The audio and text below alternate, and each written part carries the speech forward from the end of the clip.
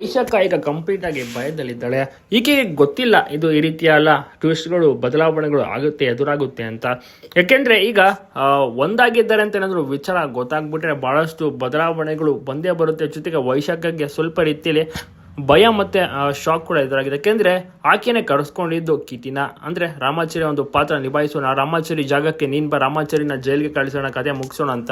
ಆದ್ರೆ ಇದಕ್ಕೆ ಅಣ್ಣ ಮತ್ತು ತಮ್ಮ ಒಂದಾಗ್ಬಿಟ್ಟಿದ್ದಾರೆ. ವೈಶಾಖಗೆ ಮಾತ್ರ ಬಹಳಷ್ಟು ಭಯ ಶುರುವಾಗಿದೆ. ಎಲ್ಲಿ ನಾನು ಸಿಕ್ಕಿ ಬಿದ್ದುಬಿಡ್ತೀನಿ, ಮನೆಯವ್ರಿಗೆ ಗೊತ್ತಾಗುತ್ತೆ ನಾನು ಮನೆಯಿಂದ ಆಚೆ ಹೋಗ್ಬಿಡ್ತೀನಿ ಅಂತೆಲ್ಲ. ಆಚಾರ್ಯರ ಒಂದು ಪರಿಸ್ಥಿತಿಗೂ ಕೂಡ ವೈಶಾಖನೇ ಕಾರಣ. ಇದೇನು ಆದಷ್ಟು ಬೇಗ ವೈಶಾಖ ಕೂಡ ಸಿಕ್ಕಿ ಬೀಳ್ತಾಳೆ. ಈಗ ಎಲ್ಲರೂ ಕೂಡ ಒಂದಾಗಿದ್ದಾರೆ. 3 ಜನ ಅಣ್ಣ ಅತ್ತಿಗೆ ಮತ್ತೆ ತಮ್ಮ ಒಂದಾಗಿದ್ದಾರೆ. ಮನೆಗೂ ಕೂಡ ಹೋಗ್ತಾ ಇದ್ದಾರೆ. ಇನ್ನೇನಿದ್ರು ಕೂಡ ವೈಶಾಖನ ಇಳಿಬೇಕು ಅಷ್ಟೇನೆ, ಅಂದ್ರೆ ರೆಡ್ ಹ್ಯಾಂಡ್ ಆಗಿ ಇಳಿಬೇಕು ಅಂತಾನೆ ಪ್ಲಾನ್ ಅನ್ನ ಮಾಡುತ್ತಿರುವುದು ರಾಮಾಚಾರಿ ಮತ್ತು ಕಿಟಿ. ಅದಕ್ಕೆ ಸ್ವಲ್ಪ ಕಾಲಾವಕಾಶಗಳು, ಸ್ವಲ್ಪ ಟೈಮ್ ಬೇಕಾಗುತ್ತೆ. ಹೀಗಾಗಿ ಅದನ್ನು ಎಕ್ಸ್ಟೆಂಡ್ ಮಾಡ್ತಾರೆ.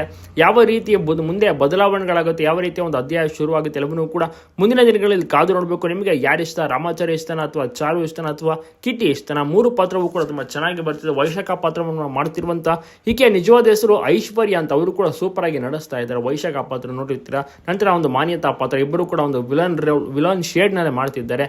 ಸೊ ಆಮೇಲೆ ಮಾನ್ಯತಾ ಪಾತ್ರ ಮಾಡ್ತಿದ್ರಲ್ಲ, ಅವರ ನಿಜವಾದ ಹೆಸರು ಅಂಜಲಿ ಅಂತ. ಅವರು ಕೂಡ ಸೂಪರ್ ನಟಿ, ಹಳೆಯ ನಟಿ. ತುಂಬಾನೇ ಚೆನ್ನಾಗಿ ನಡೆಸ್ತಾ ಇದ್ದಾರೆ. ಪ್ರತಿಯೊಬ್ಬರಿಗೂ ಕೂಡ ಇಷ್ಟವಾಗ್ತದೆ. ನೋಡೋಣ ಏನಾಗುತ್ತೆ ಮುಂದಿನ ದಿನಗಳಲ್ಲಿ. ಸಿಕ್ಕಿ ಯಾವಾಗ ಬೀಳ್ತಾಳೆ ವೈಶಾಖ, ಯಾವ ರೀತಿಯ ಒಂದು ಗ್ರಾಚಾರ ಆಕೆಗೆ ಬಿಡಿಸ್ತಾನೆ ರಾಮಾಚಾರಿ ಅಂತ.